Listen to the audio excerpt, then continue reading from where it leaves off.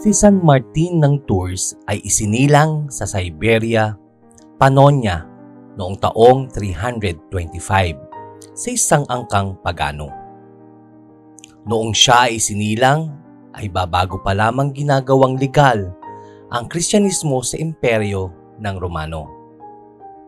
Sa murang gulang na 10 habang siya ay nag-aaral sa Italia, ay napukaw ang kanyang pananampalataya kay Hesukristo at kalaunan ay nagpabinyag siya bilang isang Katolikong Kristiyano.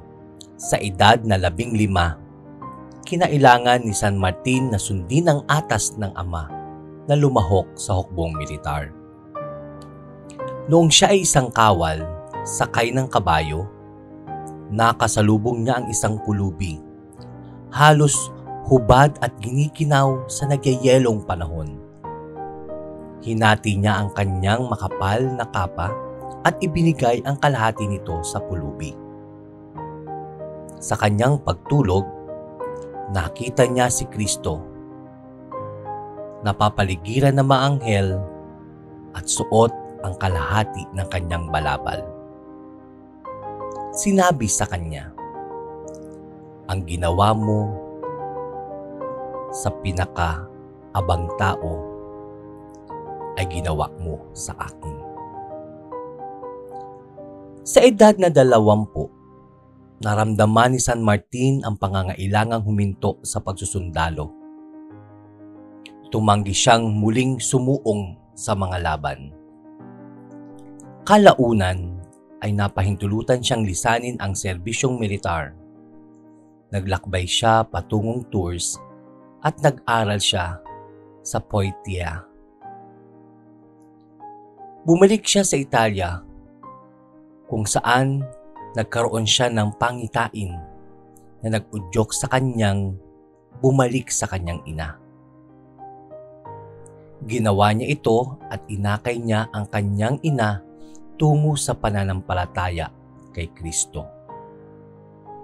Bumalik siya sa Tours at binigyan siya ng isang munting lugar ng kanyang guro na si Santo Hilario upang doon manirahan kasama ng kanyang mga disipulong nagkaroon ng inspirasyon dahil sa kanyang mga halimbawa. Ang monasteryo ay nananatiling nakatayo magpahanggang ngayon. Naging obispo ng Tours si San Martin noong taong 371.